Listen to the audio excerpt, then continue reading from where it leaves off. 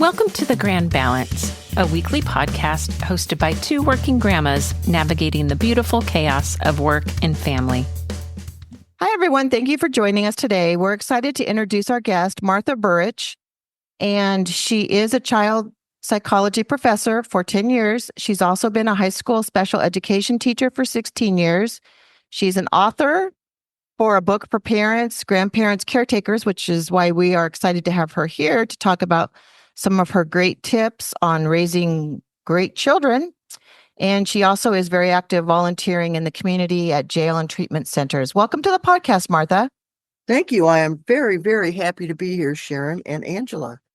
We're happy to have you. Well, I was very intrigued by the title of your book and diving right in and hearing some of your top tips.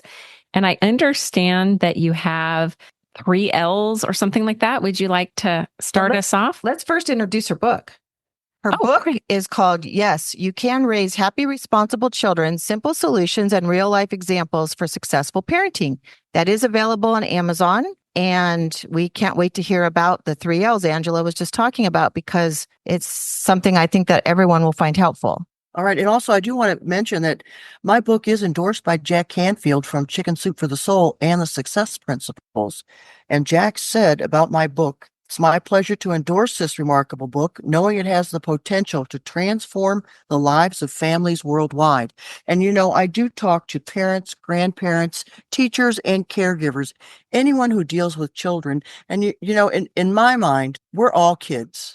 Up until the very end, if our parents die and we're 70, I lost my mother. And when I lost my mother, I thought, you know what, I'm not a kid anymore, because my father had already passed. But then when my mom died, I thought, wow, I'm nobody's child. That's a crazy feeling.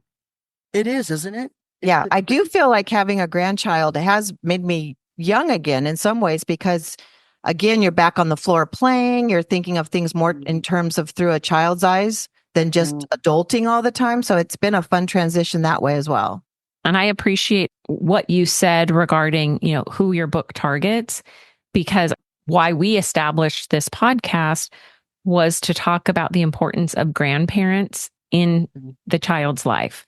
Some of us are raising them, co-raising. Some of us maybe only get a little bit of time, but the impact that we make on their development and on the adults that they become is just so important. It's gigantic and not given enough importance in modern, quote unquote, societies today.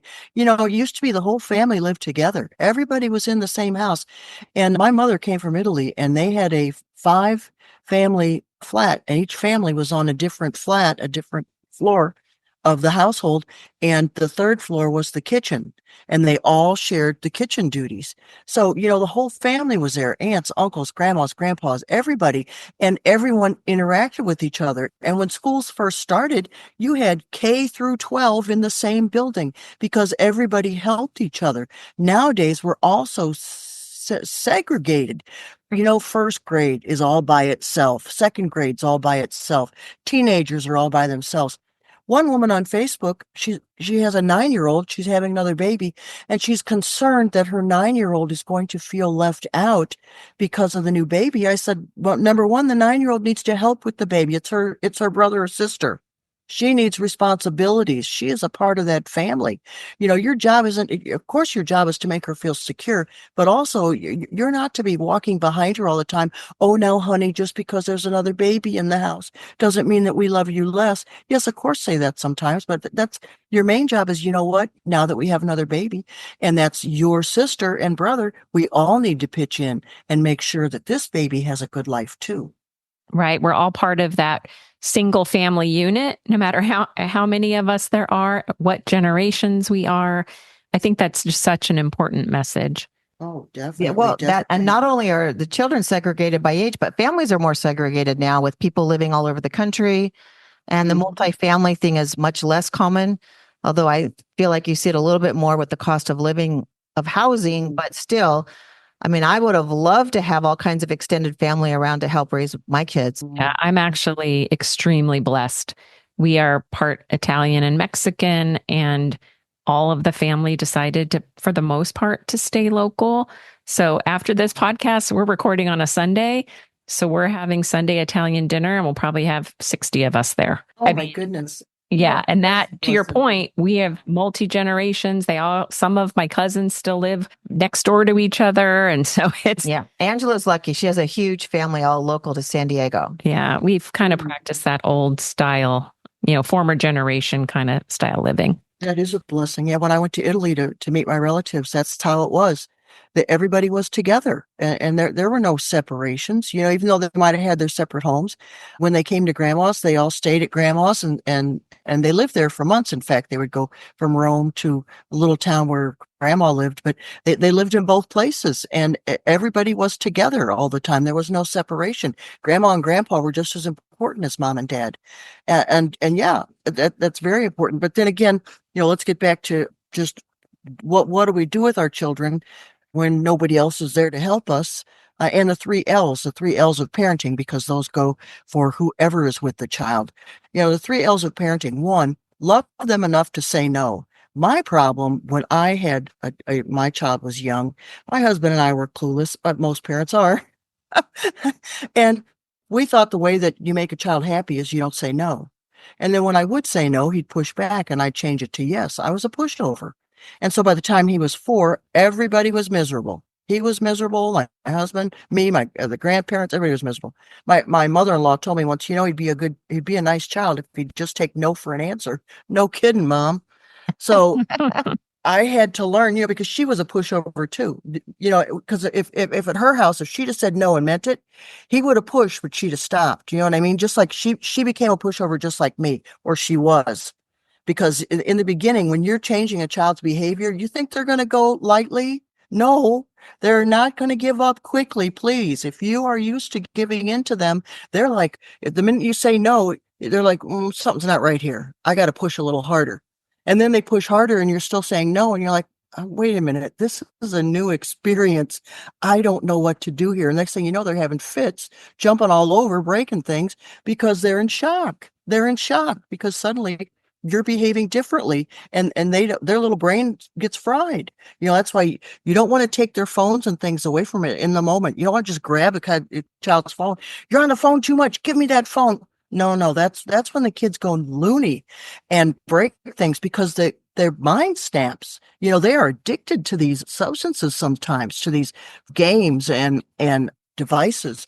So you have to really, at a calm time, sit down with the child and say, let's talk about our phone use and really have a conversation. Say, you know what, we're going to restrict it.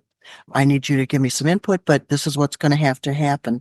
And I want to prepare you. It's interesting though, because maybe I did it wrong or things have changed, but as a form of punishment, I think if my kids were not behaving well or missed a test or, did something that they had responsibility for, I would take away their phone. They were on restriction from their phones for a period of time, but I used it more as a form of, reprimand, I think. And I think what you're saying makes so much sense. Consistency, the earlier we're consistent and the longer we're consistent, the more effective it's going to be. And the communication part of it is so important that we are communicating our expectations and why we're doing the things we are doing. Right. And, and the way to go about it is, I love you. I'm concerned. If they're hanging around the wrong people, or I'm concerned about what's going to happen here. We need to have a conversation about this and when you can spend time with that people or when you can spend time with this device. Because if you're constantly on your phone, what about your social development? What about your school? What about life outside of entertainment? And so yes, the bottom line is always, I love you. You mean the world to me. I love you. I like you. I like how you do this, this, and this. And this is something that I'm concerned about. So let's have a talk. But you always want to pick the time for this talk when they're in a good mood and not when you're in the middle of, when you're really mad. Oh, and that's another thing. Mom, dad, grandma, grandpa, stay calm. Stay calm. Children need to learn how to be calm. So the only way they can learn is if we demonstrate how to be calm. So you can, let's say you're really, really mad at the child and you really want to yell at them and scream. You have to say, you know what, I'm really frustrated and angry right now, and now's not the time to talk to you, but we are going to have a conversation. I'd like to talk with you when I'm feeling, when I'm not quite so angry. And the same with the child. If they can't speak to you calmly, you need to say, we can't talk right now. You need to be calm because I want to hear what you have to say. And I want you to hear what I have to say. And we can't do that unless we're both calm. Oh my So gosh, really, Martha, where were you about 20 years ago when I was raising my teenage daughter? Well, and the hardest thing is calm, right? That was it. I was so guilty of feeding into my daughter's energy and her fighting me and the mouthiness and all of that. It just set me over the edge where it got so bad my husband actually had to come upstairs one day and pull us apart. I mean, we weren't like physically, but he like separate us. You go in one room, you go in the other. I was acting like a child. And in fact, I don't know if you remember Laura Schlesinger. Is that her name? Dr. Laura? Yes. Laura. I called into Dr. Laura and I got on the radio about the situation. And I said, my husband thinks because I want to give her a voice, it's wrong. And I want to give her a voice. And my husband says I'm acting like her, like a 12-year-old. And sadly for me, but the right thing, Dr. Laura said my husband was right. Dang it. So I had to start acting more like an adult and do what you're saying. Be calm, set the rules, but let them know you love them. But it's going to happen on the parent's terms and not the child's terms. And it's hard to be calm. My daughter didn't push my buttons as much as my son, but you find yourself getting sucked in. And I have to remind myself, you're the adult, calm down. And we do have to approach this with calmness. Your idea is very well taken because you do forget when you're in the heat of the battle. And you know why you forget is because you're probably hurt. You're hurt. The child sometimes says really mean things that they usually don't mean because they're in who knows what's going on in their brain. And when they become teenagers, that's when they're trying to divorce from their parents, and they're not very good about it because they're testing everything out and they aren't experienced. So yes, they need to separate themselves from their parents. So what do? They say ignorant, mean things. I was ignorant to my mother when I was 15, and my mother was a saint. But we go through this period. But you know what? We can set boundaries and say, you know what? I know you're going through this period where now you realize I'm not the be all and end all, and I'm not the great person you used to think I was. I'm just human. And I'm still your mother, and I love you, and I expect a certain amount of respect from you. So you can do it that way. Great advice. Hurtful things. They say some hurtful things, but you have to realize how many times have you said hurtful things and didn't mean them just because you were in the heat. Correct. Oh, yeah. The heat of the moment definitely comes hard and fast. That's why you want to get calm. You want to be calm before you have any kind of conversations, because if you're not calm, that's when those things come out of your mouth that you don't mean, that can never be taken back. Okay, so the first no we have is love them enough to say no. What was the second no? Okay, lead by example. Don't say, get off your phone while you're there scrolling the phone. Stop watching television when you've been on it for 5 hours. Stop, whatever. Don't smoke, don't this, don't that, and there you are. So be a good example. So that's the lead by example. And you know what? That's something to have a lot of pride in. Leading by example. I feel a lot of pride in that when I go to the jail. And because I say to the ladies, in fact, I say to ladies, I haven't had a drink in more than 6 years. And I don't even think about having a drink. And that's because I think about seeing you every Monday. And what will you think? What am I going to say to you if I'm not a good example? And I come here and I'm talking to you about, not using substances and improving your life and doing better every day. How does that make me a good example? So that I use that as my own personal stimulation and reinforcement to not go back and have a drink. Not that I'm even in the mood for one lately, but anyway, that's a whole nother story. So lead by example. So don't talk about people. Oh, and that's another thing. Do not say bad things about people when they are not there in front of your children, because your child then thinks, what do they say about me when I'm not here? Well, and then they tend to probably do the same about their classmates or friends or any other people in their life too. There you go. Yes. And then nobody can trust anybody. And then we have a whole nother set of problems.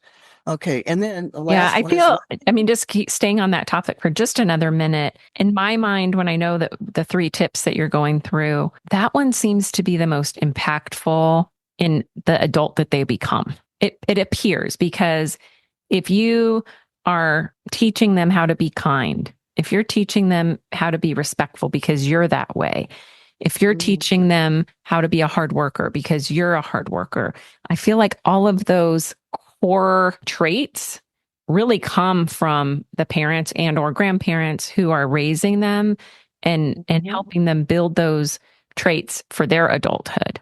Well, and it helps us to hold ourselves to a standard. Exactly. I want to be sure to get this out. Okay. Hard times create hard people. Hard people create good time. Good times create weak people. Weak people create hard times. We're at a point in our society where everything's given to us so easy. Could you imagine being a pioneer trying to get from, on the wagon train with the rattlesnakes and everything all around, and can you even imagine the kind of fortitude and strength and faith that our ancestors must have had, and really in any country, if you go back. And nowadays, everything that we want is pretty much just given to us, and we don't even have to have that much money. We have TVs, phones, we all get an education, we have rides to go wherever we need to go. And it has made us probably less resourceful, less resilient. Yes, less resourceful, less resilient, and entitled. We think we're entitled to so many things that we truly are not. And we have this entitlement mentality, and then we get all bent out of shape when things don't go our way, when in reality, we refuse to see our blessings. And the reason I'm bringing that up is because let children fail. Every child should have jobs. An 8 or 9-year-old should be taking the garbage out for his neighbors. If he has older neighbors, walking dogs, picking up the dog poop. Everybody should have a job, and in the house, they need to have jobs. The older children should help with the younger ones. Somebody should be cleaning the bathroom. It shouldn't be mom all the time. Somebody needs to be helping with dinner, putting things away. A 1-year-old can match socks. A 6-month-old can hand you a cup. From the very beginning, we have to let children know that they are a part of this household, and a part of the household is they help keep it clean and neat for other people and themselves. So that's that whole feeling of contribution and belonging. And when we try to spare children, oh, well, I don't want to give her a lot of jobs to do. I had to do that as a kid and I hated it. Well, okay, welcome to the world. Yes, we don't love everything, do we? No, I don't like scrubbing out the garbage can, but it has to be done. I don't like taking out the garbage, but it has to be done, and somebody's got to do it. Why should it always be me? Other people live here too. So we have to make sure that our children feel that contribution, and children who do not contribute usually cause a lot of trouble because they're looking for ways to contribute. Those are the ones who are always looking to be accepted because they don't accept themselves. What's there to accept if they're not belonging somewhere? We all want to belong. So we have to let children fail. And let me give you another example of failing. Third grader comes home from school and she's like, oh, mom, guess what? They're having a play at school. They're having a play and I'm going to try out to be the lead. And what does mom or dad say? Oh, honey, I'm so glad they're having a play, but the lead. Oh, you might not get the lead. Why don't you try out to be one of the trees? You have a better chance to be a tree. And right there, we're doing that as a parent. Not to go for what we really want, but what we think we can get. And all you do, how many times have you heard adults say, well, I don't go after that job. I don't think I can get it, but I can get this job, which is something that's way below their ability and doesn't challenge them at all. But I could get that job. Well, what do you really want? What do you really want?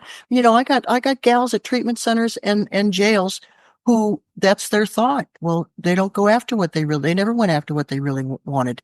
They went after what they could get. It was usually lousy men, lousy friends, lousy jobs, and lousy ethics and morals. I think it goes back to what you said about always having a job too. I think when kids are tasked with jobs, it builds their confidence. They know that they can be successful and they're helping out. And I think the whole confidence aspect all falls together with that as well. Exactly. And think about how good you feel about yourself when you know that there's a neighbor who can't do it themselves and you're walking their dog and they can't walk their. This just touches my heart because, imagine how good you feel when you do things for people. it really rises your own self-esteem. And it helps everyone. I mean, it helps the way you feel about yourself. It's helping whoever you're helping. And it reinforces and it makes you a good example.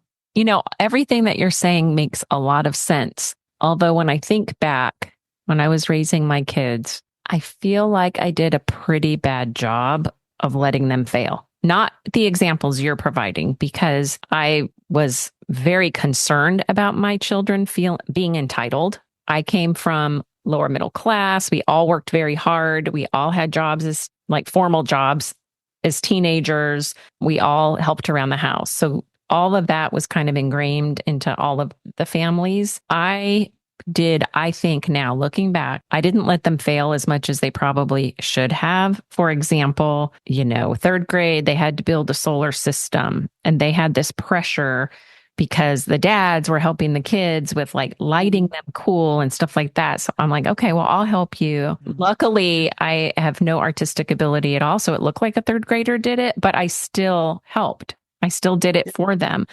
Even through college, because I'm a very fast typist, and my kids would call and say, oh, I have this paper due. I know you type really fast. Can you just help me type it so I can get it out on time? I did it. I was there for them. And in my mind, I feel like I'm being very helpful. I'm helping them get over that hurdle because their schedules are crazy. They're, working college, sports college, whatever they had going on. And I felt like I was the contributor. So what do you think about that kind of not letting them fail? Well, the typing, they could have paid you. Typing is a whole different thing. I mean, that's something that they would have had to get somebody to do it for them anyway, because I type with pretty much one finger. So yeah. I feel like you were assisting more than preventing them failing. Exactly. You were okay. On the sidelines there. You weren't writing the paper for them. That's that's going too far, where you write the paper for them. Oh, honey, okay. Oh, you might not do a good job. Let me write it for you. Okay. Or here, how much do you have done? I'll finish it. Well, that makes me feel better. Because I thought, oh, geez, I'm the worst at this. I'm failing at letting my children fail. And we didn't formally say this, but that is your third L, correct? Let them fail? That's it. That's the third L. Let them fail. Let them fail. Yeah. No, I agree with that, because I did, like Angela, with kids' crazy schedules, you feel bad and you find yourself driving forgotten notebooks to school. And I always had like a push-pull, like, right. Do I bring the notebook so they don't get a bad grade, or do I let them feel the consequences of not having the notebook? I would say I kind of fell in the middle. Sometimes I would bring the forgotten lunch notebook, etc. Sometimes I couldn't or wouldn't. But it's a hard call, because you're watching your kids face the consequences of their own actions. That's for sure. It's a hard call. And each one is different. You can't just make a blanket. You can't let them fail every single time. There are some times when they need help. They need a helping hand. So every situation is different. But basically, if they say something mean to somebody, they need to suffer those consequences. And now how are you going to, okay, now you opened your big mouth, you said something you didn't mean. Now what are you going to do about it? Don't you go over there and apologize for the child. And a lot of times that's what parents will do. They'll apologize for their children. No, she needs to apologize. Or if your child steals something from the store. I remember my son stole something from the store. I said, where did you get that? He goes, I took it. What? What? We're going right back there right now. And you are going to take it back to the woman, to the store manager. And he said, no, you do it for me. I said, no. I'll stand at the door. You get in there and you talk to her. He took it back. Well, she blasted him good. Which he deserved. Yeah. And that's a lesson he'll never forget.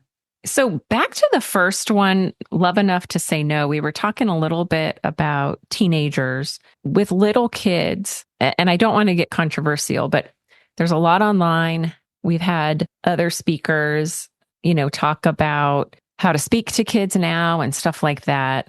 They say you're not supposed to say just no. You're supposed to say, is there another choice that you would make, or whatever? Or redirect and stuff like that. What's your philosophy on that? And I know that everybody's educated in this and stuff like that, but I'm not getting clarity. And maybe there's not. Maybe it's just, there is some distinct reasons when you do one or the other, but just curious, especially when they're younger. Can you just say no? Why not? You're the parent.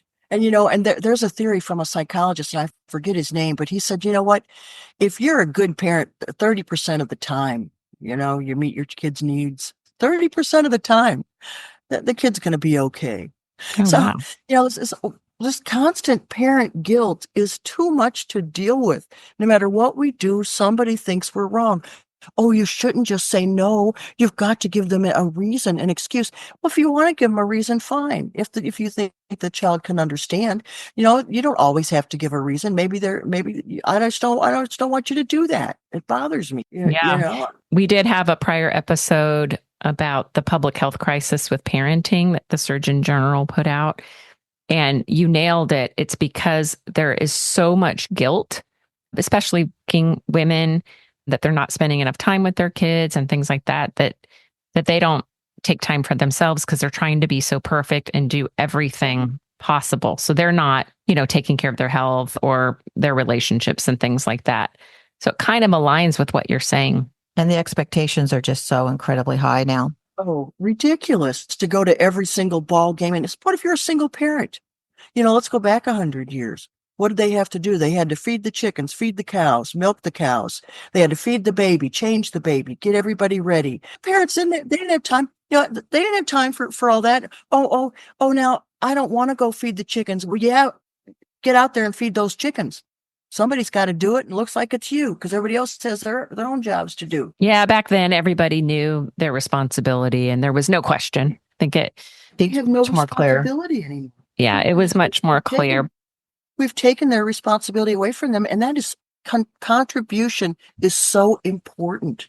You've said that multiple times, and I think that's the theme for today, that contributions is important. And that's at every age. Like you said, even when they're little, make sure they are a contributing member of the family, and that will help them not only gain confidence, but end up with good work ethics. They follow your example. I mean, I think it just covers so many areas. I love it. I agree. And I think every generation tries to make that generation better than the prior generation. But again, that doesn't eliminate the need for contributing to the family, having jobs, having tasks that are expected of you.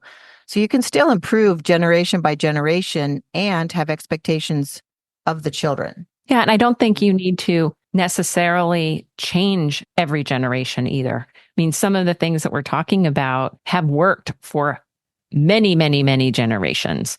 So why fix it if it's not broken, right? Well, it's been great having you on the podcast today, Martha. We've learned a ton.